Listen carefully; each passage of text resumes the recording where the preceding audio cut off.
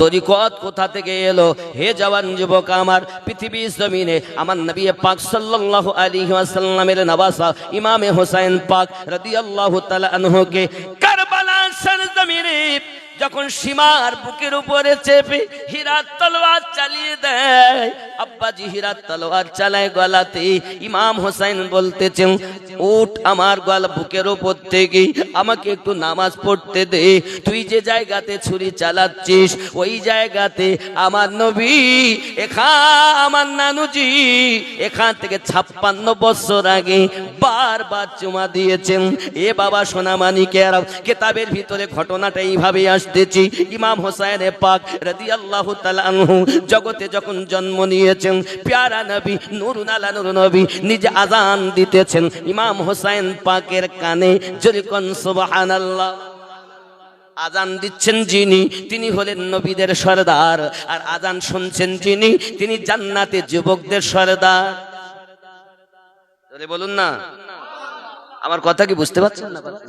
আমি তো বাংলা বলছি বেশিরভাগ। আমার জওয়ান যুবক সোনামানিকেরা, এখন নবী দোদাহা সাল্লাল্লাহু আলাইহি ওয়াসাল্লাম আযান পড়তেছেন, আযান দিতেছেন, আযান সমাপ্ত হয়ে যায়। রাসূলে পাক বলেন, আমার নাবাসা, আমার নানু ভাই, আমার আওয়াজের ধ্বনির তুমি ইজ্জত রক্ষা করবে। ইমাম হোসেন যেন বলতে চাচ্ছেন, নানু প্রয়োজন যদি পড়ে আপনার আওয়াজের, আপনার শব্দের ইজ্জত আমি ইমামে হোসেন জীবন দিয়েও রক্ষা করব। আব্বা আমার শুধু এতটুকুই নয়, আমার নবী পাক আযান দিয়েছেন, আযান দিয়েছেন এক কানে, তাকবীর পড়েছেন আর এক কানে। আযানও হয়ে গেল, তাকবীরও হয়ে গেল। আমার নবী পাক সাল্লাল্লাহু আলাইহি ওয়াসাল্লাম ইমাম হোসেন পাকের গলাতে গিয়ে চুমা দিতেছেন। মা খাতুনে জান্নাত লাফ মেরে উঠেছেন, আব্বুজি দুনিয়া জমিনে বাচ্চাদের যদি আদর করে, সোহাগ করে, চুমা যদি খায়, কেউ বা গালে চুমা দেয়, কেউ বা পেশানিতে চুমু খায়, কেউ বা ঠোঁটে চুমা খায়, আমার আব্বু আপনি বলুন না আমার হোসেনের গলাতে কেন আপনি চুমু দিয়েছেন? আল্লাহর হাবিব প্যারা নবী নূরুন আলা নূর নবী বলছেন, ওগো ফাতিমা, মা শুনে রাখো, আমার নানু ভাই আজ দুনিয়া জমিনে জন্ম নিয়েছে গো মা। এমন একটা সময় আসবে কারবালার মাটিতে এই হোসেনে পাক নিজের গর্দানকে কাটিয়ে দিবে, নিজের গর্দানকে কাটিয়ে দিবে।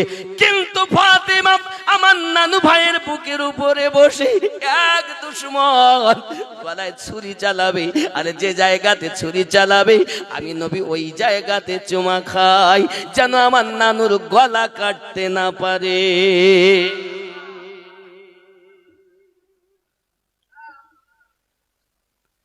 61 হিজরিতে ঘটনা ঘটবে।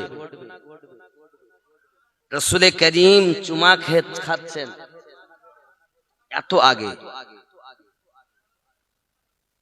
আব্বাজি আমার 56 বছর আগে চুমা খাচ্ছেন। ঘটনা এখনো ঘটেনি। নবী পাক আমার বলতেছেন, ফাতেমা এরকম ঘটনা ঘটবে, এরকম ঘটনা ঘটবে। এখন আমি আপনাদের বোঝাতে চাই বাবা, যে জায়গায় চুমা খেয়েছেন নবী পাক ওইখানে সীমা তলোয়ার চালাচ্ছেন। হুসাইন পাক বলতেছেন, উঠ আমার সিনার ওপর থেকে, আমাকে নামাজ পড়তে দে। এখন যদি আমরা কেউ বলি আমরা হুসাইনের মোহাব্বতকারী, আমাদেরকে নামাজি হতে হবে, নাকি বলেন? নামাজ হবে না? নামাজ বিহীন কেমন করে আপনি আল্লাহর নবীর নওয়াসা ইমাম হোসেন পাকের দিওয়ানা হবেন? কখনো হতে পারবেন না বাবা। এটা আপনার দাবি মিথ্যা দাবি। নামাজ নাই, রোজা নাই, আপনার ভিতরে শরীয়তের আমল নাই, আপনি কখনো ইমাম পাকের দিওয়ানা হতে পারবেন না। ইমামে হোসেন পাক রাদিয়াল্লাহু তাআলা আনহু সীমাকে বললেন, উঠে যাও, যদি তুই উঠিস নামাজ আমাকে পড়তে দে। কোন জায়গা থেকে তলোয়ার চালালে তুই আমার গলা কাটতে পারবি আমি দেখিয়ে দেব। ইমাম দাঁড়িয়ে গেলেন, নামাজের নিয়ত করি। আমি আপনাদের বোঝাতে চাই গো সোনামানিক, ইমামে হোসেন পাক রাদিয়াল্লাহু তাআলা আনহু দুশমনের মাঝেও আজ নামাজ ত্যাগ করলেন। আমরা তাকে মোহাব্বত করি, কেমন করে আমরা নামাজ ত্যাগ করি বাবা? কেমন করে আমি নামাজ ত্যাগ করি, আপনি নামাজ ত্যাগ করেন? এটা কখনো হতে পারে না বন্ধু। সোনামানিক আমার, মুসা আলাইহিস সালাম কোহে তুর রব্বে কারিমের সঙ্গে কথা বলে, মহান আল্লাহ পাক আল্লাহ তাআলা কে ডেকে বলছেন, মাওলা আয় আমার রব, আয় আমার স্রষ্টা, আমি মুসা আলাইহিস সালাম কে আপনি এত ভালোবাসেন যে আমার সঙ্গে কথা বলতেছেন, হয়তো আমাকেই বেশি মোহাব্বত করেন, আমাকে কথা বলেন, আমার কথা আপনার কথার মাধ্যমে কোনো বুঝি পর্দা আপনি রাখেননি। মহান আল্লাহ পাক জানাচ্ছেন, ওগো মুসা অবশ্যই পর্দা আছে, তোমার আর আমার কথার মাঝে 70টি পর্দা আছে। এক একটা পর্দার চওড়া মোটা হলো 1000 বছরের রাস্তা। ও নবী মুসা জেনে রাখো, 70,000 পর্দার ভিতর থেকে আমি আল্লাহ তোমার সঙ্গে কথা বলি।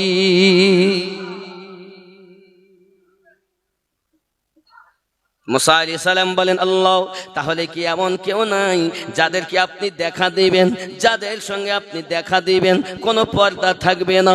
আমার আল্লাহ পাক সঙ্গে সঙ্গে আখিরি জামানার নবী মানে আমাদের নবীর নাম উল্লেখ করেছেন। জোরে বল, এই নবী মুসা জেনে রাখো, আখিরি জামানাতে আমার একজন হাবিব জগতের বুকে তাসরিফ আনবেন। ওই হাবিবের উম্মতেরা যখন নামাজে ঝুঁকে যাবে, নামাজে যাইয়া যখন সাজদা দেবে, আমি আল্লাহ পাক আল্লাহ তাআলা ওই সাজদাকারীর মাঝে আর আমার মাঝে একটাও পর্দা থাকবে না, আমি আল্লাহ তাকে দেখা দেব। রবের দিদার হয় নামাজে, আর আপনি নামাজ পড়বেন না, এটা কি কখনো হতে পারে? বাবা জালসা দিয়েছেন, এত বড় জালসা করতেছেন, লক্ষ টাকা ব্যয় করতেছেন, এত বাবা আমার বড় জালসা, মসজিদে আজান দিলে নামাজই নাই। এখন যে গর্দানে নবী বারবার চুমা দিলেন কারবালায় শহীদ, কাদের জন্য? হুসাইন পাক ইসলাম ধর্ম বাঁচিয়েছেন, শুধু কাবা বাঁচাননি। আজ মসজিদে আজান হচ্ছে তো হুসাইনের সাদকা। জোরে বলুন। আব্বাজি আমার সোনামানিকের, ইমাম হুসাইন পাক রাদিয়াল্লাহু তাআলা আনহু শহীদ যখন নিজেকে করিয়ে দিলেন, নিজের গলা নিজে কাটিয়ে দিলেন, আব্বা আমার ইসলামকে বাঁচিয়ে নিলেন, এমন সময়তে ইমাম জয়নুল আবেদিন ইমাম হুসাইনের পুত্র তিনি তাঁবুর ভিতরে রয়েছেন। ওই তাঁবুর ভিতরে আগুন ধরিয়ে দিয়েছে দুশমনের দলেরা, কারণ জয়নুল আবেদিন যদি না থাকে ইসলাম ধর্ম আর কেউ দুনিয়াতে পালন করবে না। এই ধর্মটা দুইটি ধারাতে আসতেছে, এক হলো ইমাম হাসান পাকের বেটা হাসানে মুসান্না থেকে, আর এক আসতেছে ইমাম হুসাইনের বেটা জয়নুল আবেদিন হতে। আগে ইসলামের গোড়াটা বোঝেন, এটা ইসলামের গোড়ার ইতিহাস। দুই ভাগে আসছে, এক ইমাম হুসাইনের ছেলে জয়নুল আবেদিন, আর এক ইমাম হাসানের পুত্র হাসানে মুসান্না। জোরে বলুন। আব্বা আমার জয়নুল আবেদিনকে যদি শহীদ করে দেওয়া হয়, যদি আপনার জ্বলে পুড়ে ছাই হয়ে যায়, তাহলে আর ইসলাম ধর্ম থাকবে না। বিবি জাইনাব, হে বাবা আমার, হযরত আলী কারামাল্লাহু ওয়াজহুল কারীমের কন্যা, খাতুনে জান্নাতের কলিজার টুকরা জাইনাব দেখতেছেন ভাই আমার দুনিয়ার জমিনে শহীদ হয়ে যাবে, ভাই আমার আগুনে পড়ে ছাই হয়ে যাবে, কারণ ওঠার ক্ষমতা ওনার নাই, দাঁড়ানোর ক্ষমতা ওনার নাই, এত দুর্বল, এত শরীরটা খারাপ। সঙ্গে সঙ্গে হযরতে জাইনাব লাফ মেরে তাঁবুর ভিতরে ঢুকলেন। ঢোকার পর কিছুক্ষণ পরে ভাইকে কাঁধে করে বাইরে নিয়ে এসেছেন। আর যদি জয়নুল আবেদিনকে না আনতেন, বাবা দুনিয়াতে আমরা কোনো পীর পেতাম না। এই যে আপনি বলছেন আমি ফুরফুরায় যাই, ভালো কথা। কেউ বলছেন আমি বেরিলি শরীফ যাই, ভালো কথা। কেউ বলছেন পাঞ্জাবে যাই, আজমিরে যাই, বাগদাদে যাই, বিভিন্ন দেশে আল্লাহর ওলিদের কাছে যাচ্ছেন। এই বিবি জায়নামের সাদকা, যে উনি ওই দিন জয়নুল আবেদিনকে বার করে এনেছিলেন। এটা হলো গোড়ার ইতিহাস। ডাল দাও গোড়ার খোঁজ রাখেন।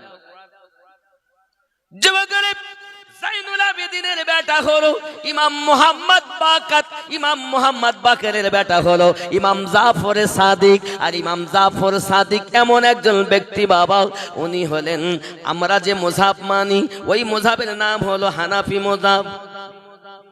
কি মুযহাব? এই হানাফি মুযহাবের ইমামের নাম কি? নোমান বিন সাবিত, উপাধি ইমামে আজম আবু হানিফা। জোরে বলুন সুবহানাল্লাহ, ঠিক কিনা? ইমাম আজমের যখন 68 বছর বয়স হয়, ওনাকে জিজ্ঞাসা করে ভক্তগণেরা, হুজুর আপনার বয়স কত বলুন। ইমামে আজম বলেন, আমার বয়স হলো 2 বছর। জিজ্ঞাসা করে, আপনি এমন করে আমাদের সঙ্গে মজাক করছেন নাকি হুজুর? কেন এমন কথা বলতেছেন? ইমামে আজম বলেন, বাবা আমি মজাক করি না বাবা, আমি এই জন্য 2 বছর বয়স বলেছি। এই 2টি বছর আমি ইমাম মোহাম্মদ জাফর সাদিকের কাছে মুরিদ হয়ে নিজেকে সমর্পণ করে যে 2টি বছর কাটিয়েছি, এই 2টি বছর আমার সঠিক জীবন ছিল। বাকি 66 বছর আমার হেলায় নষ্ট হয়ে গেছে। বাবা ইমামে আজমের পীরের নাম হলো ইমাম মোহাম্মদ জাফর সাদিক। জোরে বলো। আপনি যে মযহাব মানতেছেন, সে মযহাবের ইমামের পীরের নাম ইমাম জাফর সাদিক। আব্বা ইমাম আরো ভালো করে বুঝুন, ইমাম জাফর সাদিকের বেটা ইমাম মোহাম্মদ আলী রাজা, ইমাম মোহাম্মদ কাজিম, ইমাম তারপরে নাকি আলী, তারপরে তাকি আলী, তারপরে ইমাম হাসানে আসকারি, তারপর হল ইমাম মেহেদি। ইমাম মেহেদি এখনো আসেননি, জগতে আগমন করবেন। এই হলো ইসলামের আসল রহস্য। জোরে বলুন, এই কথা বুঝতেছেন না বুঝতেন না? বন্ধুরে আমার, আমরা জগতের ভিতরে ভালো করে জানি ঈসা পয়গম্বর আসবেন, ইমাম মেহেদি আসবেন। 11 ইমাম এসে গেছেন। হে জওয়ান যুবক আমার, ইসলাম ধর্মটা করার ওনারা হলেন তিনি। আব্বা আমার, এখন আমরা গাউসে পাককে পেয়েছি, আব্দুল কাদের জিলানী গেলানী রাদিয়াল্লাহু তাআলা আনহুকে পেয়েছি।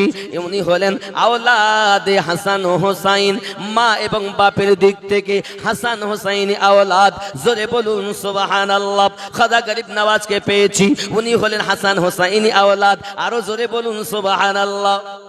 কারণ আপনি নামাজে বলেছেন সিরাতাল্লাযীনা আনআমতা আলাইহিম, তাদের পথে প্রচালিত করুন যাদেরকে আপনি পুরস্কৃত করেছেন। নামাজে বলেছেন তাদের পথে চলার কথা, আর বাইরে এসে বলছেন চলবো না। বোঝা গেল নামাজে আর বাইরে এক হলো না, ঠিক না? অনেকেই বলছে কেন আমরা আল্লাহর ওলির কাছে যাব? আল্লাহর ওলির কাছে যাওয়া যাবে না। আল্লাহর অটুট বিধান, আল্লাহর কোরআন, সূরাটির নাম সূরা আল কাহাফ, আয়াত নাম্বার 17। আল্লাহ পাক স্পষ্ট করে জানিয়েছেন, বিসমিল্লাহির রহমানির রহিম, মান ইয়াহদিল্লাহু ফাহুয়াল মুহতাদি। আমি আল্লাহ যাদের হেদায়েত দান করি তারা হেদায়েত প্রাপ্ত হয়। ওয়া মান ইউদলিল, আমি আল্লাহ যাদের পথ ভ্রষ্ট করি ফালান তাজিদা লাহু ওয়ালিয়াম মুরশিদা, পথ প্রদর্শক আউলিয়াকে বন্ধু রূপে পাবে না।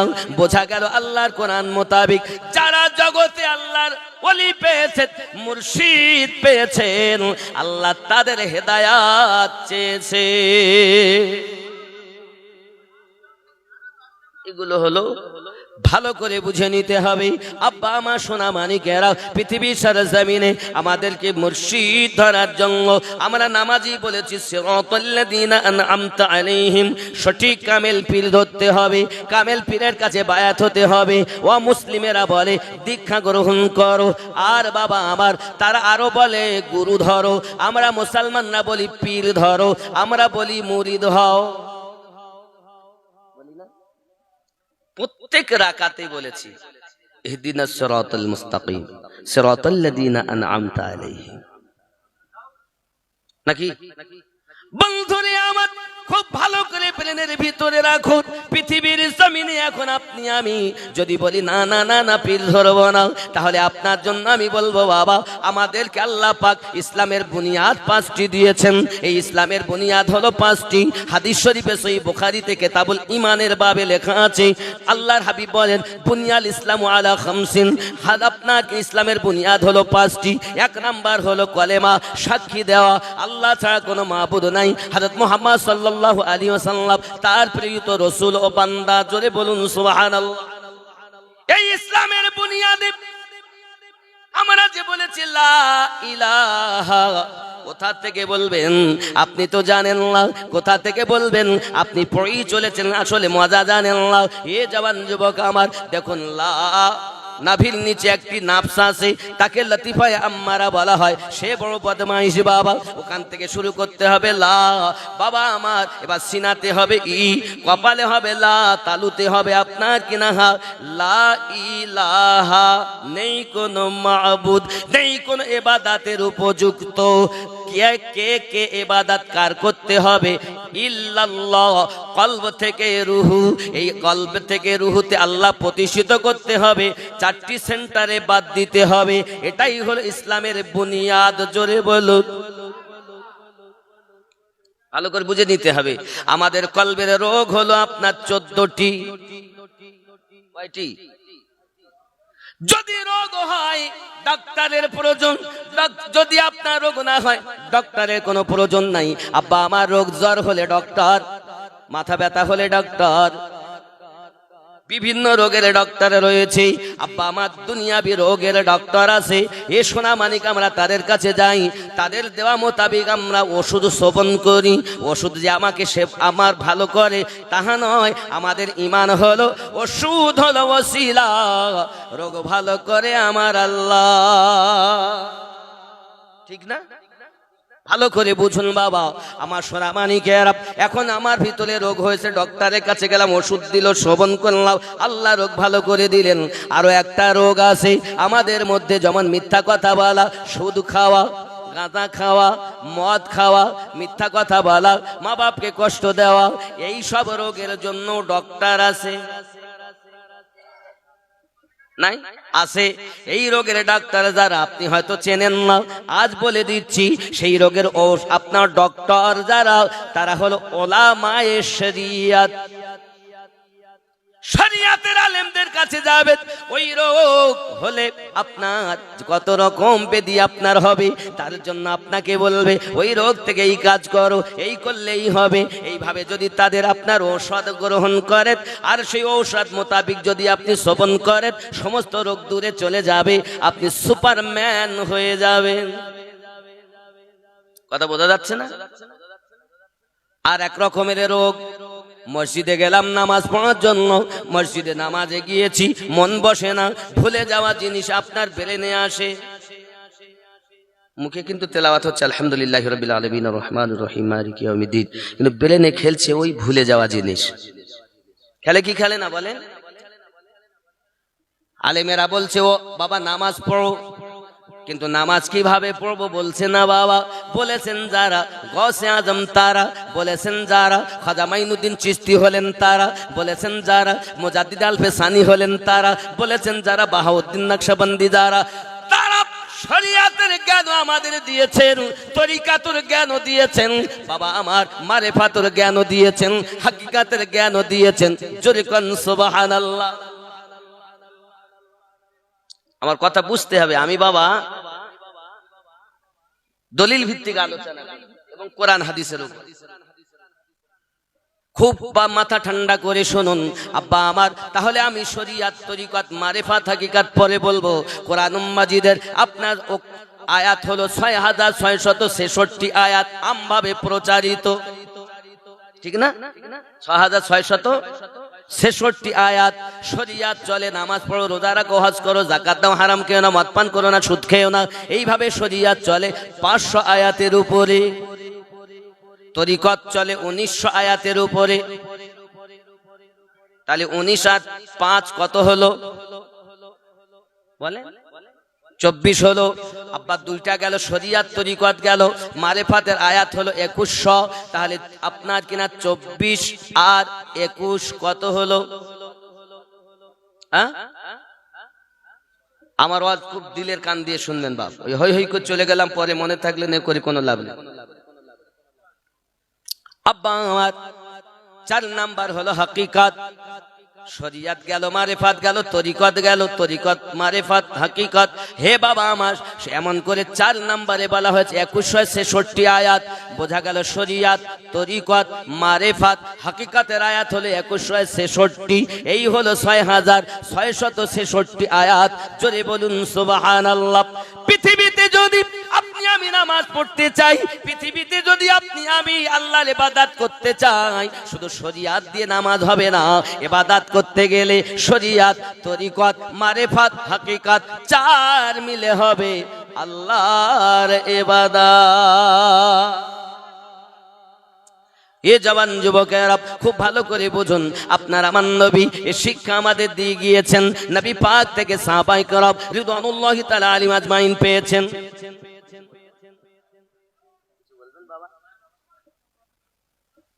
তাহলে বোঝা গেল আমাদের ইবাদতের ভিতরে বড় ঘাটতি। এখন কলবের রোগ হলো 14টি। কয়টি বললাম? কয়টা রোগ? রোগ হলে ডক্টর লাগবে। ও দুধ মনে থাকে না। একটু দরুদ আল্লাহুম্মা।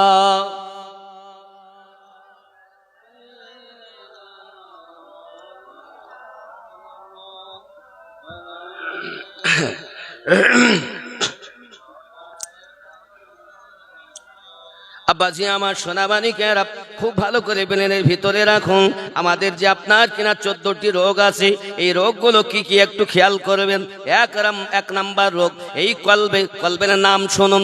1 নাম্বার কলবে মারিদ অর্থাৎ রুগ্ন অন্তর, সূরা আত-তাওবা আয়াত নাম্বার 125। 2 নাম্বার কলবে মাখতুম অর্থাৎ মোহর মারা অন্তর, সূরা আল বাকারা আয়াত নাম্বার 7। 3 নাম্বার কলবে গাফেল অর্থাৎ গাফেল অন্তর, সূরা আল আরাফ আয়াত নাম্বার 179। 4 নাম্বার কলবে সালিম অর্থাৎ পরিশুদ্ধ অন্তর, সূরা শুরা আয়াত নাম্বার 88। 5 নাম্বার কলবে মুতমাইন্না অর্থাৎ শান্তিপূর্ণ অন্তর, সূরা ফাজর আয়াত নাম্বার 27। হে বাবা, 6 নাম্বার কলবে মুনির অর্থাৎ বিনতি অন্তর, সূরা কফ আয়াত নাম্বার 33 ও 34। আব্বা 7 নাম্বার হলো কলবে জায়েক অর্থাৎ বক্র অন্তর, সূরা আল ইমরান আয়াত নাম্বার 8। 8 নাম্বার হলো কলবে আমা অর্থাৎ অন্ধ অন্তর, সূরা হজ আয়াত নাম্বার 46। যুবক 9 নাম্বার কলবে খাস অর্থাৎ বিনয়ী অন্তর, সূরা হজ আয়াত নাম্বার 54। 10 নাম্বার কলবে কাসি অর্থাৎ কঠিন অন্তর, সূরা আনআম আয়াত নাম্বার 43। 11 নাম্বার কলবে মুকাফফাল অর্থাৎ তালা লাগানো অন্তর, সূরা মুহাম্মদ আয়াত নাম্বার 24। 12 নাম্বার কলবে মাসনুন অর্থাৎ পর্দা পড়া অন্তর, সূরা আনআম আয়াত নাম্বার 25। 13 নাম্বার গালিজুল কলব অর্থাৎ কঠোর অন্তর, সূরা ইউনুস আয়াত নাম্বার 88। হে বাবা 14 নাম্বার কলবে মারিন অর্থাৎ জং ধরা অন্তর, সূরা মুতাফফিফিন আয়াত নাম্বার 13। এই 14 প্রকারের রোগ আমাদের অন্তরে আছে। যদি মনে করেন আপনার রোগ আছে, ডক্টরের প্রয়োজন, আর ওই ডক্টর হলো তারা কলব স্পেশালিস্ট হলেন যারা, তারা হলেন পীর মুর্শিদ আল্লাহর ওলি যারা। নামাজি আমরা বলেছি সিরাতাল লাযিনা আনআমতা আলাইহিম। কথা বুঝতে পারছেন না? পাচ্ছেন না? ব্রেনে ঢুকছে তো? খেয়াল করেন। তাহলে আমরা যেটা বলি সেটা আমরা তাদের পথে চলার চেষ্টা করি, কিন্তু আমরা আপনাকে না কাজ করি না বলে নামাজ পড়ে নিয়েছি, মনে করছি সব কিছু পেয়ে গেলাম। যুবকেরা নিজেকে যদি পরিবর্তন করতে চান, নিজে যদি আল্লাহওয়ালা হতে পারেন, এহ জগতে লাভ হবে, পর জগতে লাভ হবে। এ জওয়ান যুবকেরা, এতটা রোগ আমাদের ভিতরে রয়েছে বাবা, এই রোগ থেকে নিজেকে মুক্তি বানাতে করতে হবে, লাভ হবে জগতে। নামাজের কথা বললে মন ভালো লাগে না, রোজার কথা বললে মনে ভালো লাগে না, যাকাতের কথা বললে ভালো লাগে না, শুধু আমাদের আনন্দ ফুর্তি করতে দাও, মারো ধরো কাটো খাও, মারো ধরো কাটো খাও না। জওয়ান যুবক খুব ভালো করে বোঝুন, পৃথিবীর সরজমিনে যদি আপনার কিনা পুরুষ ভালো হয়, মা নারী ভালো হয়, মা বাপ যদি ভালো হয়, সন্তান ভালো হবে। জোরে বলুন সুবহানাল্লাহ। এই সন্তান ভালো হতে গেলে মাকে নেককারিনী হতে হবে। আর আমাদের ঘরে এখন কি জানেন, মায়েরা দেখে শুধু সিরিয়াল, সিনেমা, মোবাইল ফেলে না। বাচ্চা হয়েছে, বাবা আমার ছোট্টবেলা থেকে মোবাইল ছাড়া কিছু খাবে না, ঠিক না? ছোট বাচ্চা, ছোট ছোট কিচ্ছু বোঝে না, তারপরও ওর মোবাইল চালাই দিতে হবে। তারপরে ও মোবাইল দেখতে, তার মা শুধু ঠেসতে গালে, ওর ওই দিকে নজর, খাওয়ার দিকে খেয়াল নেই। কেন বলেন তো? জানে না জি। কারণ কি? এই যে আমাদের সব সময় আগে সকালবেলা মুসলমানের বাড়ি গেলে আল্লাহর কোরআনে তেলাওয়াতের আওয়াজ শোনা যেত, আর এখন মুসলমানের বাড়ি গেলে সিরিয়াল, সিনেমার আওয়াজ শোনা যায়, গানের আওয়াজ শোনা যায়, আল্লাহর কোরআন তেলাওয়াত শোনা যায় না। আফসোস লাগে রে বন্ধু, দুঃখ লাগে রে বন্ধু। পৃথিবীর সারজমিনে মানুষ হয়ে এলাম, কিন্তু মানুষের মতো কাজ করতে পারলাম না। পশুর আচরণ আমাদের ভিতরে রয়ে গেল। এ বাবা, যেদিন মানুষ হওয়া যাবে সেদিন আল্লাহ পাওয়া যাবে। জোরে কান্না সুবহানাল্লাহ। এই জওয়ান যুবকেরা আল্লাহওয়ালা হয়ে যান, নবীওয়ালা হয়ে যান। এহ জগতে লাভ, পর জগতে লাভ। আসুন একটু খেয়াল করি, পৃথিবীর জমিনে যারা আল্লাহওয়ালা হয়েছে, দুনিয়া জমিনে যারা আল্লাহ ভীর হয়েছে, তারা কেমন ইবাদত করেছেন। ওরে আমার জওয়ান যুবক সোনামানিকেরা, গৌসে পাকের আব্বা জানের নাম হলো আপনার আবু সালেহ মুসা জঙ্গি। আবু সালেহ মুসা জঙ্গি দোস্ত, মায়ের নাম হলো উম্মুল খায়ের ফাতেমা মখদুমা, উম্মুল খায়ের ফাতেমা। জোরে বলুন সুবহানাল্লাহ। আব্বা আমার জওয়ান যুবক যখন গৌসে পাক দুনিয়া জমিনে জন্ম নিয়েছে, খেয়াল করুন, প্রথম রমজান মাসে, প্রথম রমজানে জন্ম নিলেন তিনি। জন্ম নেওয়ার পরে উনি সারাদিন মায়ের স্তন পান করেননি। মা বড় পেরেশান। এলাকায় ঘটনা রটে গেল, বাচ্চা ভূমিষ্ঠ হয়েছে কিন্তু কিছু খায় না, পান করে না। সন্ধ্যা যখন হলো, মোনার আম্মা দুধ পান করাতে গেছেন, বাচ্চা অটোমেটিক দুধ পান করতেছেন। বোঝা গেল ছোট্ট হালাতেই তিনি রোজা রেখেছিলেন।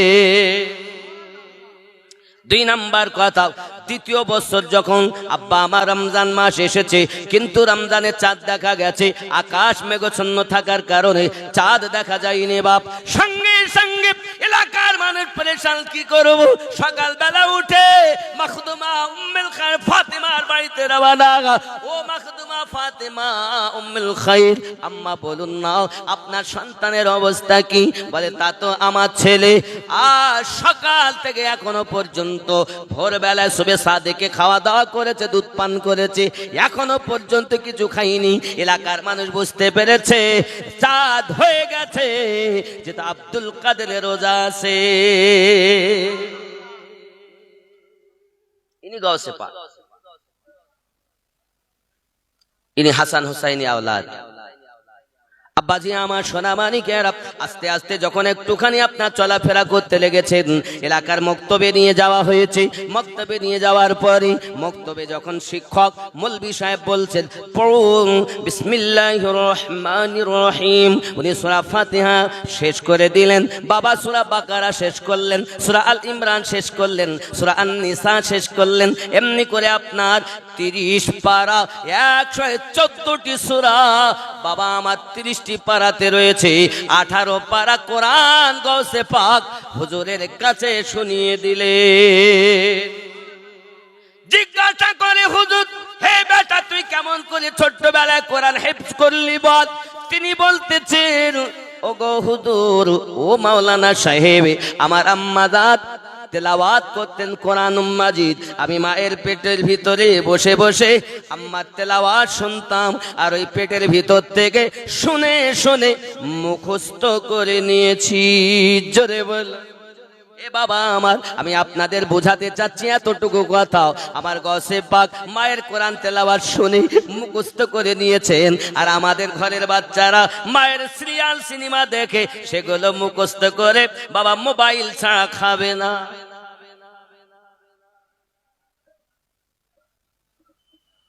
রাগ করে লাভ নেই। বৃক্ষ তুমি কেমন, ফলে তোমার পরিচয়।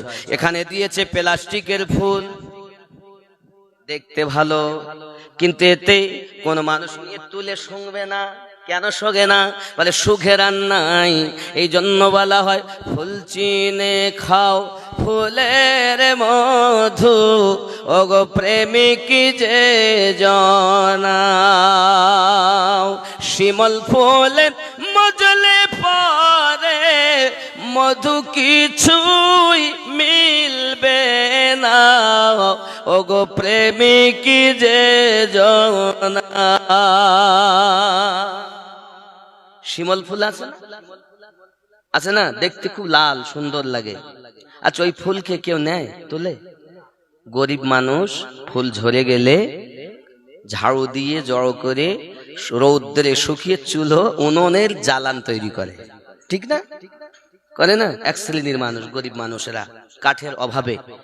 এখন তো গ্যাস হয়ে গেছে, ডিজিটাল, এখন আর সব কম দেখা যায়, কিন্তু আগে এগুলো ছিল। আমাদের আব্বারা, আমাদের দাদুরা যারা আছেন, তারা খুব অভাব অনটনের মাঝে জীবনযাপন করেছেন। আর এখন সেগুলো বলতে গেলে তারা শুধু বলে ও গল্প, কটা বাদ দাও দিন তোমাদের কথা।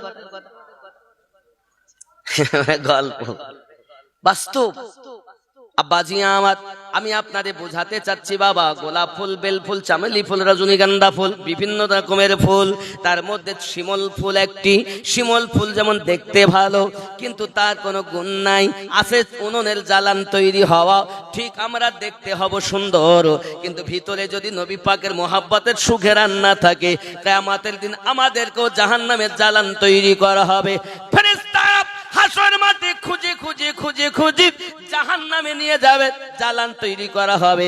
আল্লাহ পাক কোরআন শরীফে জানান ওয়াকুদুহান নাস ওয়াল হিজারা, জাহান্নামের ইন্ধন হবে মানুষ আর পাথর। একবার খেয়াল করুন বাবা, যদি আমরা ভালো হতাম, আমাদের সন্তান ভালো হতো। চলুন এগিয়ে যাই। গাউসে পাক রাদিয়াল্লাহু তাআলা আনহু চলাফেরা করতেছেন, যখন এই চলাফেরা করাকালীন ওনাকে আপনার কেউ একজন জিজ্ঞাসা করছে, একটা আওয়াজ আসতেছে, আব্দুল কাদের, বড় হয়ে আপনি মেহবুব হবেন না আশিক হবেন? গাউসে পাক বলেন, আব্দুল কাদের জিলানী গিলানী হুজুর বলেন, ঠিক আছে, আমি আমার আম্মার কাছে শুনে দেখি। আম্মা উম্মুল খায়র ফাতিমা রাহমাতুল্লাহি আলাইহা বড় নেককারিনী মহিলা, তাহাজ্জুদ গুজারিনী মহিলা, এমন আল্লাহর তেলাওয়াতে কোরআন করতেন, দুনিয়া জমিনে কোনোদিন বাদ দিতেন না বাবা। ওনার যখন সুবিধা মতো তেলাওয়াতে কোরআন করতেন। একদিন মায়ের কাছে গিয়ে প্রশ্ন, আম্মাজি বলুন না আমি জগতের বুকে মেহবুব হব না আশিক হব? সঙ্গে সঙ্গে মা বলছেন, বাবা ওই তিন রাস্তার ধারে একজন মানুষ বসে বসে আল্লাহ আল্লাহ করে, ও বাবা তার কাছে যাইয়া জিজ্ঞাসা করো, তুমি আশিক হবে না মেহবুব হবে? গাউসে পাক আব্দুল কাদের জিলানী গিলানী রাদিয়াল্লাহু তাআলা আনহু যত তরিকতের ভিতরে শ্রেষ্ঠতম তরিকতের নাম কাদরিয়া। এই কাদরিয়া তরিকতের শ্রেষ্ঠ ইমাম আব্দুল কাদের জিলানী গিলানী হুজুর সঙ্গে সঙ্গে গুটি গুটি পায় তিন রাস্তার ধারে একজন ব্যক্তি বসে বসে কাপড়, তার কাপড় চোপড় ময়লা কোচলা, একটাই আওয়াজ হচ্ছে আল্লাহু আল্লাহু আল্লাহু। পিছন দিক থেকে আওয়াজ আসছে, এই মারদে কালাল্লাহ, কে গো বাবা তুমি? আমাকে কেউ এত জোরে কখনো আওয়াজ দেয় না বাবা, আমাকে এত জোরে আওয়াজ দাও কেন গো? কে তুমি বাবা? আমার নাম আব্দুল কাদের। কি বলতে চাচ্ছ বাবা? ও বাবা আল্লাহওয়ালা মারদে কালান্দার, আমার প্রশ্ন, আমি বড় হয়ে আশিক হব না মেহবুব হব? ওই আল্লাহওয়ালা ব্যক্তি আওয়াজ দিয়ে বলতেছেন, বাবু আগামী কাল আসবে, প্রশ্নের উত্তর দেব তোমার। এমন সময়তে বাড়ি এসেছেন, আম্মা জিজ্ঞাসা করছেন, বাবা খবর? কালকে যেতে বলেছেন। পরের দিন আপনার কি নাম? গাউসে পাক আব্দুল কাদের জিলানী গিলানী হুজুর রাহমাতুল্লাহ আলাইহি গুটি গুটি পায়ে যখন রওনা দিয়েছেন, সেই জায়গাতে পৌঁছিয়েছেন তিন রাস্তার ধারে। যাইয়া দেখেন সে মারদে কালান্দার আর নাই। আশেপাশে মানুষকে জিজ্ঞাসা করেন, এখানে যে আল্লাহওয়ালা ব্যক্তি ছিলেন, আল্লাহ আল্লাহ আল্লাহ করতেন, ওই ব্যক্তি কোথায় গেল? বলে সে তো ইন্তেকাল করেছে। আমাকে আকাল আসতে বলে আজ ইন্তেকাল করি? আল্লাহওয়ালারা তো মিথ্যা বলেন না, বলেন? বন্দরে আব্দুল কাদের জিলানী গিলানী হুজুর রাহমাতুল্লাহ আলাইহি সঙ্গে সঙ্গে বলেন, বাবা যদি ইন্তেকাল করেন ওনাকে দাফন কাফন কোথায় করা হয়েছে একবার কি বলবেন? তারা বলতে চাই কাফন দাফন, তার আবার জানাজা ওই ভাগাড়ে ফেলে রাখা আছে, শিয়ালে কুত্তাতে শকুনে তার লাশ নুচে নুচে খাচ্ছে। যাও আব্বা আমার খুব ভালো করে বুঝুন সোনা মানিকেরাও, দুনিয়ায় 50, 60, 70 বছর 80 বছর জীবন নিয়ে এসেছি, মারা যাব বাবা, কেউ থাকবো না। একটু খেয়াল করুন, আমার গৌসে আজম আব্দুল কাদের জিলানী গিলানী হুজুর রাহমাতুল্লাহ আলাইহি এমন সময়তে টুক টুক টুক টুক করে ওই ভাগাড়ের দিকে রওনা দিয়েছেন। ভাগাড়ে যাইয়া দেখে সত্যি শকুন লাশকে নুচে খায়, কুত্তাতে কামড়ে কামড়ে খায়, শিয়াল কামড়ে খায়। এমন সময়তে উনি যখন লাশের নিকটতম হয়েছেন সঙ্গে সঙ্গে আপনার কিনা শকুন পালিয়ে যায়, কুত্তা দূরে সরে যায়, দূরে থেকে আওয়াজ দিতেছে, এ মারদে কালান্দার আমাকে আসতে বলে কেন আমাকে ফাঁকি দিয়ে চলে গেছেন, কেন ফাঁকি দিয়ে চলে গেছেন? ওই লাশ থেকে আওয়াজ আসতেছে, আব্দুল কাদের তোমার মনের আশাটা কি বলো, তোমার প্রশ্নটা কি বলো? ওই লাশ থেকে আওয়াজ আসতেছে, ওই লাশ থেকে আওয়াজ আসতেছে যখন, প্রশ্নটা কি একবার বলো? আমার গৌসে আজম বলতেছেন, ও আমার দে কালান্দার আমি বড় হয়ে আশিক হব না মেহবুব হব আপনাকে বলে দিতে হবে। তিনি বলতেছেন, আব্দুল কাদের বাবা মেহবুব হওয়া বড় সহজ কথা, যদি মেহবুব হওয়া যায় লোকে আপ্যায়ন করবে, আদর করবে, সম্মান করবে, থাকা জায়গা দেবে, বাড়িতে ডেকে নেবে, খাওয়া দাওয়া দিবে, সম্মান করবে, ইজ্জত করবে, সব রকমের আশা তোমার পূরণ করে দেবে। এই মেহবুব হওয়া বড় সহজ, কিন্তু আশিক হওয়া বড় কঠিন বাবা। সঙ্গে সঙ্গে বলছেন, কেন এ কথা বললেন? সঙ্গে সঙ্গে মারদে কালান্দার ওই লাশ থেকে আওয়াজ আসতেছে, আব্দুল কাদের রে বাবা আমার দিকে চাইয়া দেখ না রে বাবা, মেহবুব হওয়া বড় সহজ, আশিক হওয়া বড় কঠিন। আমি হলাম আমার আল্লাহর আশিক, আমি হলাম আমার নবীর আশিক। দেখ আমার দিকে, আমার তো গোসল হয়নি, আমার তো কাফন জুটিনি, চাইয়া দেখ মাটি পর্যন্ত আমার নসিব হয়নি। আমার লাশটাকে শকুনে ছেড়ে ছেড়ে খায়, আমার লাশটাকে কাক ছেড়ে খায়, আমার লাশটাকে কুত্তাতে ছেড়ে খায়। আব্দুল কাদের রে আশিক হওয়া বড় কঠিন, দুনিয়ায় মেহবুব হওয়া যায় বড় সহজ কথা, আশিক হওয়া বড় কঠিন কথা। আমার আব্দুল কাদের জিলানী গৌসে আজম রাহমাতুল্লাহ আলাইহি বলেছিলেন, ও মারদে কালান্দার মেহবুব আমি হব আশিক হয়ে জগৎকে দেখাবো। আবার আরে মন থাকে না এসব জিকির লা ইলাহা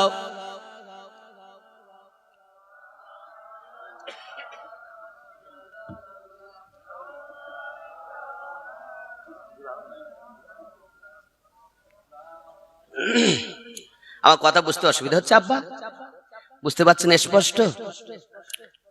খুব মোহাব্বতের জিকিরটা আমরা করি, কারণ এটা হলো ইমানদারের লক্ষণের জিকির। এই তরিকতের ভিতরে ভাগ আছে জিকিরের, কিন্তু এটা আমরা আমভাবে প্রচলন আছে বলে করা। কিন্তু গুরু মুর্শিদের কাছে যাবেন তো আপনাকে আলাদাভাবে ওজিফা দেবে, ওটা আলাদা জিনিস। কথা বুঝতে পেরেছেন? একটু মোহাব্বতে জিকির লা ইলাহা ইল্লাল্লাহ লা ইল্লাল্লাহ লা ইলাহা ইল্লাল্লাহু মুহাম্মাদুর রাসূলুল্লাহ সাল্লাল্লাহু আলাইহি ওয়াসাল্লাম। গৌসে আজম বাড়িতে গেলেন, আম্মাজানকে বললেন, মা এই রূপ ঘটনা ঘটেছে, তিনি এই রকম কথা আমায় বলেছেন। উম্মুল খায়র ফাতেমা, মাখদুমা উম্মুল খায়র ফাতেমা। গাউসে পাকে যখন এক এক করে 18 বছর বয়স হয়েছে বাবা, তখন ওনাকে মাদ্রাসায় পড়তে দিয়েছেন বাবা, আলেমে দ্বীন শিক্ষা করতে দিয়েছেন। মাদ্রাসায় যাচ্ছেন যখন 40 দিনার বগলের নিচে সেলাই করে ভরে দিয়েছেন। 40 দিনার মা জননী ওসিয়াত করেন বাবা, রাস্তাতে যদি কোনো বিপদ আপদ আসে কখনো যেন মিথ্যা কথা বলবে না বাবা। এখন একদল আপনার কাফেলার সঙ্গ ধরিয়ে দিয়েছেন, তারাও দূরে চলে গেছেন বাবা। এমনি করে দেখা গেল একদল ডাকাতের দল এসে লুটতারাজ করে দেয়। আমার গাউসে পাক আব্দুল কাদের জিলানী রহমাতুল্লাহ আলাইহি চুপ করে দাঁড়িয়ে আছেন একটি কোনায়। একটি ডাকাতের ভিতর থেকে একজন যাইয়া বলছে, কি আছে বাবু তোমার কাছে, দাও। বলে আমার কাছে 40 দিনার আছে। আবার বলছেন আর একজন কিছুক্ষণ পর, কি আছে? 40 দিনার। ওরা বিশ্বাস করতে পারে এত সময় লুটতারাজ করে 40 দিনার আমাদেরকে হইল না, আর এই ছেলে। বাবাজি আমার সোনা মানিক সঙ্গে সঙ্গে তাদের সংবাদ যখন তাদের বাদশার কাছে গেল, তাদের সর্দারের কাছে গেল, এমন সময় সর্দার বলে ঠিক আছে চলো যাই। এমন সময় এক জায়গায় হয়েছেন, এমন গাউসে পাককে ডাকা হয়েছে। জিজ্ঞাসা করে বলো বাবু কি আছে তোমার কাছে? গাউসে আজম বলতেছেন আমার কাছে 40 দিনার আছে, বগলের নিচে আমার আম্মা সেলাই করে ভরে দিয়েছেন। সঙ্গে সঙ্গে দস্যুদের সর্দার বলতেছেন, ডাকাতের সর্দার বলছেন, আয় আব্দুল কাদের, তুমি তো বাবা মিথ্যা কথা বলতে পারতে, তুমি তো কিছু নেই বলে চলে যেতে পারতে, কারণ তোমার কাছে তো তেমন কিছু আমরা দেখতেও পাই না। আব্দুল কাদের জিলানী বলেন বাবা ঠিকই বলেছেন, তবে আমার আম্মা জান আমাকে বলেছিল বাবা আব্দুল কাদের, রাস্তায় যদি কোনো রকম বিপদ আপদ আসে কখনো যেন মিথ্যা কথা বলবে না। আমি জীবনে মিথ্যা বলিনি, যতদিন বাঁচবো কখনো মিথ্যা বলবো না, এই নিয়ে আমার রয়েছে। সঙ্গে সঙ্গে ডাকাতের সর্দার বলে আমাদের বয়স এত হয়ে গেল, আমরা এখনো মিথ্যা বন্ধ দিতে পারলাম না। মায়ের কথা কেমন শোনে, মায়ের কথা কেমন পালন করে, যে আজ আপনার কিনা মিথ্যা কথা সেও বলে না, আমাদেরকে দেখে তার ভয় হয় না, সবাইকে লুটতারাজ করে নিয়েছে বাবা। ডাকাতের সর্দার বলছে বাবু আব্দুল কাদের, আমরা বুঝতে পেরেছি জীবনে তো আমরা কেউ সঙ্গে করে কিছু নিয়ে যাব না, খালি হাতে এসেছি দুনিয়ায়, খালি হাতে আমাদেরকে যেতে হবে বাবা।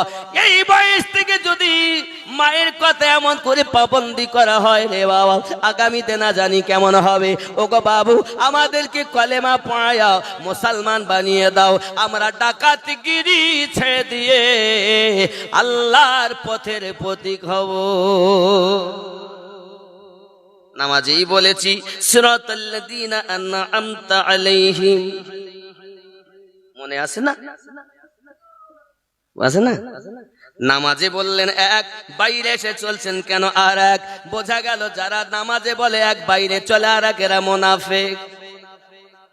হ্যাঁ যোগ শুধু আহলুস সুন্নাত ওয়াল জামাত ব্যতীত পৃথিবীর জমিনে নাজাত প্রাপ্ত দল দেখা যায় না রে বাবা।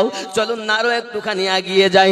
আমার গাউসে পাক আব্দুল কাদের জিলানী হুজুর রহমাতুল্লাহ আলাইহি আপনার মাদ্রাসা নিজামিয়াতে পড়তে চলে গেলেন বাবা। বাগদাদে মাদ্রাসায় পড়তে গিয়েছেন, পড়া চলতেছে বাবা, এক টানা 9 বছর উনি পড়াশোনা করেছেন, ইলমে শরিয়াত শিক্ষা করেছেন বাবা, ইলমুন নুহু শিখেছেন, ইলমে সরফ শিখেছেন, শরিয়াতের জ্ঞান উনি অর্জন করে নিয়েছেন বাবা আমার। এমন ইলমে যখন সবকিছু শিক্ষা হয়ে গেল, শিক্ষা হওয়ার পর উনি নিজেকে এবার আশিক বানানোর জন্য জঙ্গলের ভিতরে প্রবেশ করেছেন। হে বন্ধুরে, এত কষ্ট, খাওয়ার কষ্ট, যুবকরে একদিন 2 দিন নয়, 3 দিন নয়, 20টা দিন গাউসে পাক না খেয়ে জীবন কাটিয়েছেন বাবা। বলি আমার সোনা মানিকেরা, আল্লাহর ইবাদতে কোনোদিন ত্রুটি করেননি। আমাদের হালাতটা কেমন জানেন? রমজান মাসে যখন আমরা রোজা রাখি, ইফতারের সময় ইফতারি যাই নিয়ে বসেছি, এত খিদে লেগেছে মনে হচ্ছে যা আছে সব খেয়ে ফেলবো, মনে হয় না? হয় কি হয় না বাপ? মিথ্যা বলছি আমি? মানে যা আছে, যা খিদে লেগেছে, এই 14-15 ঘন্টা না খেয়ে রয়েছি, হ্যাঁ সব খেয়ে ফেলবো। দেখা যাচ্ছে নিয়ত করি বিসমিল্লাহির রহমানির রহিম বলে পানি 1 গুঁড়ো খেলাম, পানির পরে একটু খেজুর বা যাই খাই, খেজুর খেয়ে বা পানি পান করে অল্প কিছু না খেতেই পেট ভর্তি হয়ে যায়। সব আর হচ্ছে না, ভর্তি হয়ে গেছে, আর 20 দিন কিছু খাননি। বন্ধুরে খুব ভালো করে প্লেনের ভিতরে রাখুন। আমার গোসে পাক রাদিয়াল্লাহু তাআলা আনহু না খেয়ে জঙ্গলের ভিতরে আল্লাহর ইবাদত বান্দেগী করছেন, কারণ তিনি ওই লাশের কাছে ওয়াদা করেছিলেন, আমি আশিক হয়ে দেখাবো। দুনিয়ার আশিক নয়, আল্লাহ রাসূলের আশিক হবে। ও বন্ধু, আমরা তো দুনিয়ার আশিক, আল্লাহর ওলিরা হলো নবী ও আল্লাহর আশিক। তাদের শান আলাদা, তাদের মান আলাদা। এই জন্য তো নামাজই বলেছি সোজা সরল সঠিক পথ তাদের পথ, নিয়ামত প্রাপ্ত ব্যক্তিদের পথ। এখন নবী আর নাই, সিদ্দিকিন পাওয়া যায় না, শহীদও পাওয়া যায় না, এখন আল্লাহর ওলি পাওয়া যায়। এখন কিছু নিতে হলে আল্লাহর ওলির কাছে যেতে হবে। আচ্ছা, এই দেখেন সিংহাসনে আমার হাতের একটা ছায়া দেখছেন না? হাতের প্রতিচ্ছবি হচ্ছে না পিছনে? হচ্ছে না? আচ্ছা বলেন তো কিসের ছায়া এটা? কিসের ছায়া? হাতের ছায়া। লাইট প্রতিধ্বনি হচ্ছে ঠিকই, ছায়াটা কিসের? ঠিক করে বলবেন, মিথ্যা যেন বলবেন না। ছায়াটা কিসের? সত্য না মিথ্যা? চোখে দেখেও তা চিন্তা করতে বলবো কি? চোখে দেখো, যাহা দেখিলাম আপন নয়নে, বিশ্বাস করি না কভু গুরুর বচনে। আপনি তো চোখে দেখছেন, কিসের ছায়া? সত্য না মিথ্যা? কিসের ছায়া? হাতের। আচ্ছা, ছায়াটা কি হাত? হাতের ছায়া সত্য, কিন্তু ছায়া হাত নয়, এটাও সত্য। ঠিক না বলেন? আমি কি ভুল বলছি? বুঝুন আমি কেন এই কথা বললাম। নবুয়াত প্রাপ্ত ব্যক্তি হবেন নবী, বেলায়াত প্রাপ্ত ব্যক্তি হবেন ওলি। বুঝতে পারছেন না? নবুয়াত বেলায়াত কখনো নয় সত্য, ছায়া হাত নয় সত্য, তবে হাতের ছায়া এটাও ঠিক। নবুয়াত বেলায়াত নয় সত্য, নবুয়াতের ছায়া বেলায়াত এটাও তেমন সত্য। কথা বুঝতে পারছেন না? পারছেন না? আমি কিন্তু খুব ঠান্ডা মেজাজে আপনাদের কিছু কথা শোনা বুঝাতে চাচ্ছি, যেগুলো বুঝলে ইহ জগতেও লাভ, পর জগতেও। যদি বলি সুবহানাল্লাহ।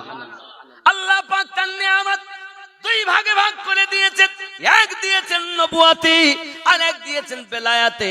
এখন নবুয়াতের দরজা বন্ধ, বেলায়াত চালু রয়েছে রে বাবা। এই বেলায়াত যতদিন থাকবে আল্লাহর ওলিদের দয়াতে আল্লাহ আমাদের টিকিয়ে রাখবে। যুবক রে রাগ করো না বাবা, এই বেলায়াতের পাওয়ার হাউস হলো মদিনা। তার ট্রান্সমিটার কখনো বাগদাদে, কখনো আজমিরে, কখনো পাঞ্জাবে, কখনো বোখারাতে, কখনো বেরিলি শরীফে, কখনো ওয়াহার শরীফে, এমনি করে কখনো দিল্লি সরজমিনে, কখনো আপনার ফুরফুরা দরবার শরীফে, কখনো মেদিনীপুরে। এক কথা তামাম পৃথিবীর জমিনে আল্লাহ পাওয়ার হাউস দিয়েছেন। ও বাবাজি, আপনাদের গ্রামের নাম পাহাড়পুর। এই পাহাড়পুরে কিন্তু দেখবেন কি আছে? কারেন্টের লাইন। পাওয়ার হাউস মদিনায়। আপনাদের কারেন্টের লাইনের পাওয়ার হাউস কোথায়? ফুলিয়া থেকে আপনাদের এখানে পাওয়ার হাউস হয়ে খুঁটি দিয়েছে। সব জায়গায় কিন্তু পাওয়ার হাউস দেয় না, আবার সব জায়গায় ট্রান্সমিটার দেয় না। ট্রান্সমিটার থেকে লাইন সাপ আপনার নিতে হয় কারেন্টের খুঁটির মাধ্যমে, তারের মাধ্যম দিয়ে। ডাইরেক্ট যদি পাওয়ার হাউসে লাগাও, ডাইরেক্ট যদি ট্রান্সমিটারের সঙ্গে লাও, তোমার আলো টিকবে না। এই জন্য বন্ধু আমার আল্লাহ পাক আল্লাহ তাআলা নবীকে দিয়েছেন, নবী পাক বেলায়াত দিয়েছেন, সাহাবায়ে কেরামদের মাঝে দিয়েছেন। ওখান থেকে আস্তে আস্তে হাসানে মুসান্না হয়ে ইমামে জয়নুল আবেদিন হয়ে তামাম পৃথিবীর আউলিয়ায়ে কেরামের কাছে আল্লাহ পাক সেই বেলায়াতের মাল দিয়েছেন।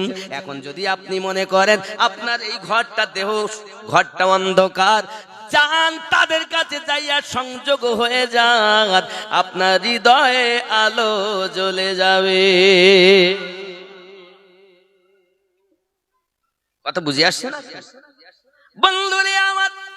হিংসা নয় রে বন্ধু, আপনি আমার কলেমার ভাই, আপনাকে আমি ওই বার্তাটা দিতে এসেছি যে বার্তাটি আমার রাসূলে পাক দিয়েছেন, যে বার্তাটি সাহাবায়ে কেরাম দিয়েছেন, যে বার্তাটি আহলে পাক দিয়েছেন, যে বার্তা আমার গাউসে আজম দিয়েছে। বন্ধুরা আরো একটু এগিয়ে যাই, আমার গাউসে আজম জঙ্গলের ভিতরে আল্লাহ আল্লাহ করছেন। বাবা চলার ক্ষমতা নাই, অতি কষ্ট করে এক মসজিদের বারান্দার কাছে এসে তিনি পড়ে আছেন। বাবা মাথা তোলার ক্ষমতা নাই, উঠে বসার মতো ক্ষমতা নাই।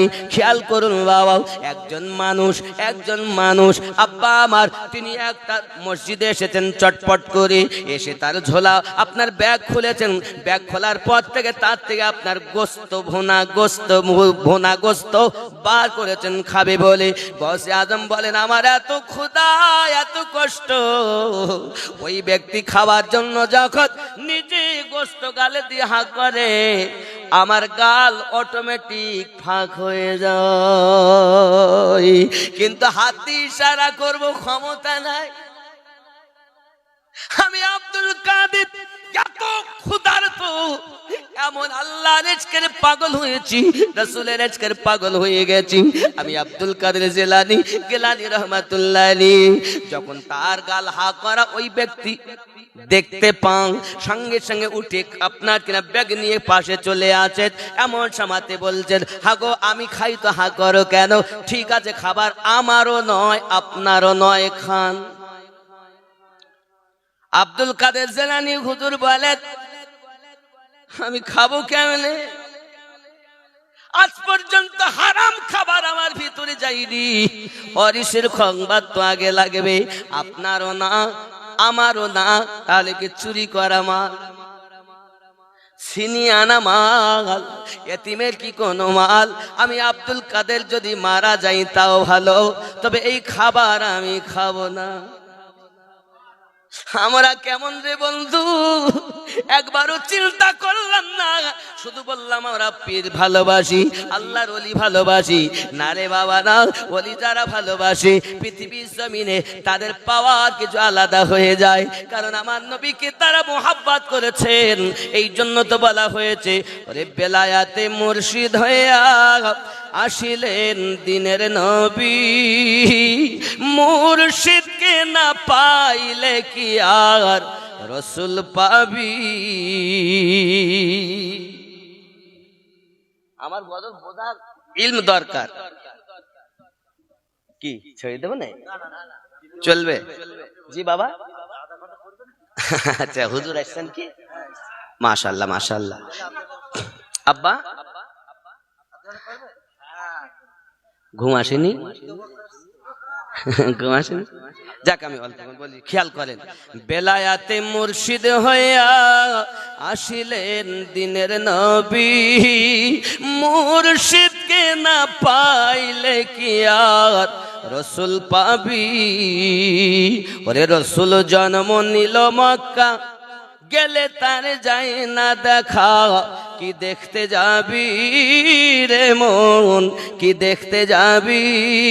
মদিনায় তার রওজা আছে, গেলে তার যাই না দেখা, কি দেখতে যাবি রে মন, কি দেখতে যাবি?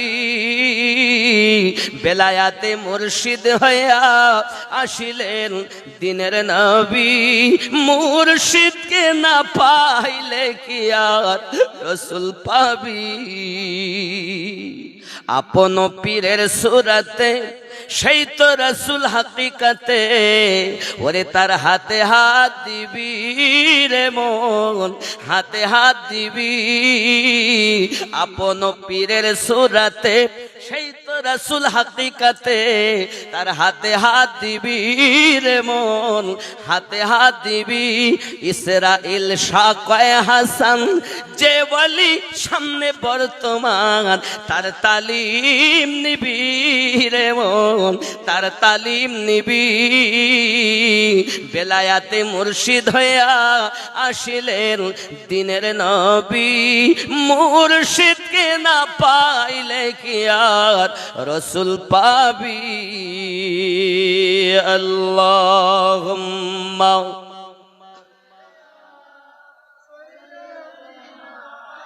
মাওলানা মুহাম্মদ ওয়া আলা আলি সাইয়্যিদিনা মাওলানা আব্দুল কাদের জিলানী হুজুর জিজ্ঞাসা করছেন কার খাবার আমাকে খেতে দিচ্ছেন সঙ্গে সঙ্গে তিনি বলছেন ও হুজুর আমার বাড়ি হলো জেলান শহরে আমাদের গ্রামে একজন নেককারিনী মা আছেন নেককারিনী খাতুন আছেন আমাদের এলাকায় যদি কখনো কোনো বালা মুসিবত দেখা দেয় আমরা গ্রামবাসী ওনার কাছে যদি যাই উনি যদি একবার দোয়া করে দেন মুসিবত দূর হয়ে যায় বলে আমার মা খালা শুনে নিন না রাতের বেলা জানি না জীবনে দেখা হবে কিনা আম্মা খালা এমন সময়তে তিনি বলছেন ও বাবুজি আমাদের এলাকায় সেই নেককারিনী মহিলা আছেন ওই নেককারিনী মহিলা এমন নেককারিনী এলাকায় যদি অনাবৃষ্টি দেখা দেয় ওই মহিলার কাছে আমরা যদি যাই আম্মার কাছে গিয়ে যদি ফরিয়াদ করি মা গো এলাকায় পানি হয় না দুর্ভিক্ষ দেখা দিয়েছে এত খরা দেখা দিয়েছে উনি যদি একবার হাত তুলে দেন হাত তুলতে দেরি হয় গো পানি আসতে দেরি হয় না আমার গৌসে আজম আব্দুল কাদের জিলানী হুজুর জেলান শহরের নাম শুনে বড় আনন্দিত হলেন জিজ্ঞাসা করছেন হাগো বাবু সেই মায়ের নামটা একবার বলবেননি সঙ্গে সঙ্গে তিনি বলছেন ওই মায়ের নাম হলো মখদুমা উম্মুল খায়ের ফাতেমা আমার গৌসে আজম আম্মার কথা শুনলেন আনন্দিত হয়ে গেলেন আরে এতদিন পর আমি আব্দুল কাদের আমার গর্ভে ধারিনি মায়ের কথা শুনতেছি আমার মায়ের কথা শুনতেছি এলাকাবাসী আমার মাকে এত ভালোবাসেন আমার আম্মা এত নেককারিনী নেককারিনী হবে না কেন রে মা জীবনে তাদের তাহাজ্জুদ নামাজ কাজা হয় না আল্লাহ পাক আল্লাহ তাআলা তার গর্ভেই আমার কসে পাক দান করেছে আব্দুল কাদের জিলানী হুজুর বলেন বাবা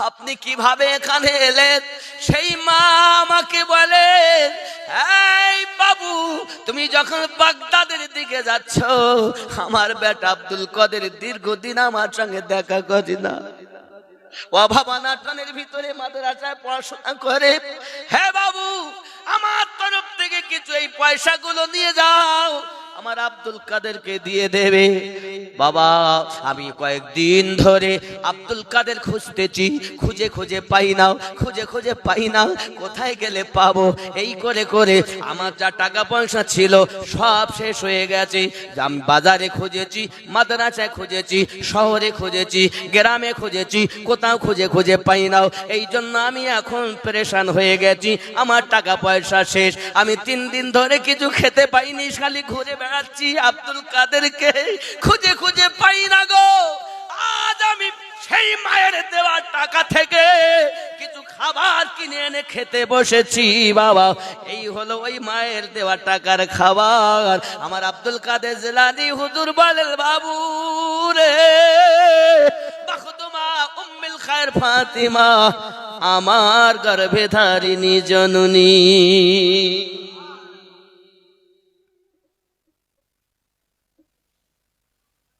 প্রেমবিহীন প্রেমের কথা ভাল লাগে না আশিক বিহীন ইশকের কথা বুঝবে কে?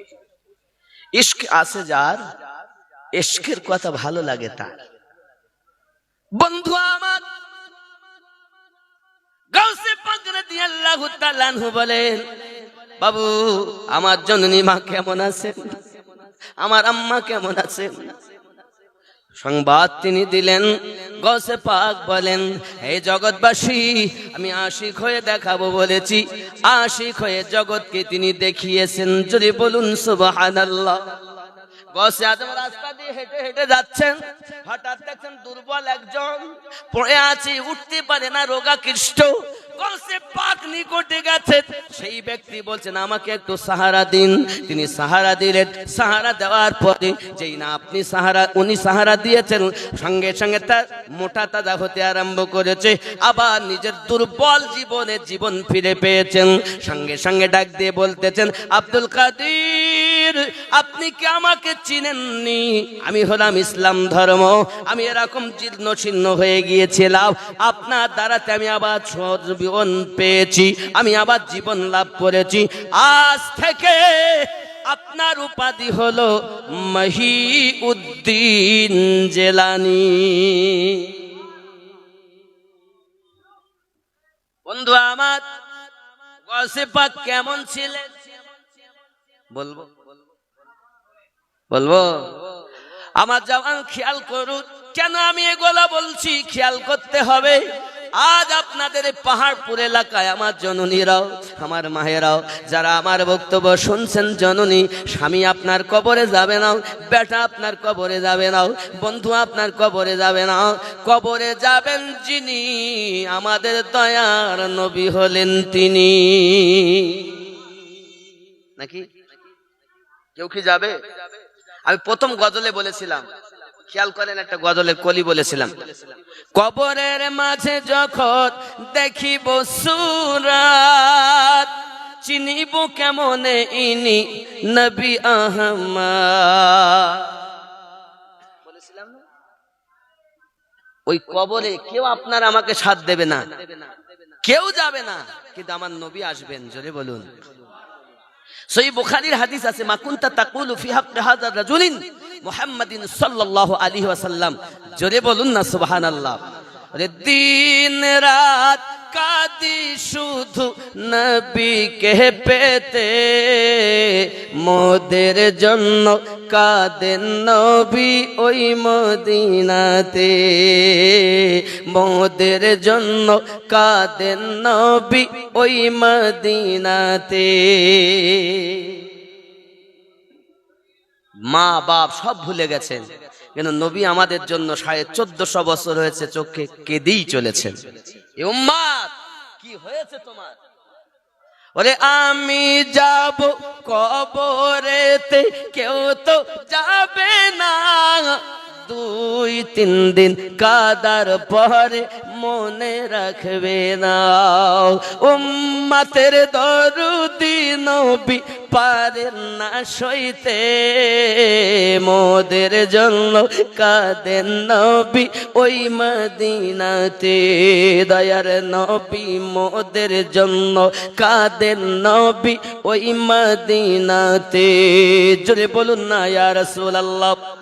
সবাই যখন কবরেতে রেখে চলে যায়, তারপরেতে আমার প্রিয় নবী এসে যায়। সবাই যখন কবরেতে রেখে চলে যায়, তারপরেতে আমার প্রিয় নবী এসে যায়। উম্মতের মায়ায় নবী আসেন কাঁদিতে, মোদের জন্য কাঁদেন নবী ওই মদিনাতে, মোদের জন্য কাঁদেন নবী ওই মদিনাতে। আল্লাহুম্মা সাল্লি আলা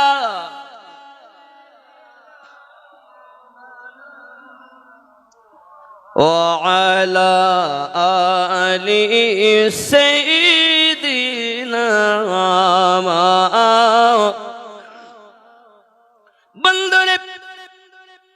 বাসরা নগরে একজন মা তার একটি কন্যা সন্তান ছোট্ট হালাতে মারা গিয়েছে।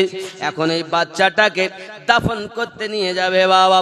এলাকার মানুষ কাছে এসে বলছে, মা তোমার বাচ্চা যখন মারাই গেছে আমাদের কাছে দেন, আমরা গোসল দিই, কাফন পরিয়ে দাফনের ব্যবস্থা করি। মা বলে, মারা যাব আমি, তবু বাচ্চা দেব না। কেন? বাচ্চা না দিলে তো এই বাচ্চা মারা গেছে যখন আস্তে আস্তে পচে যাবে, দুর্গন্ধ হবে, মানুষ টিকতে পারবে না। দাও। মা বলেন, আমি দেব না।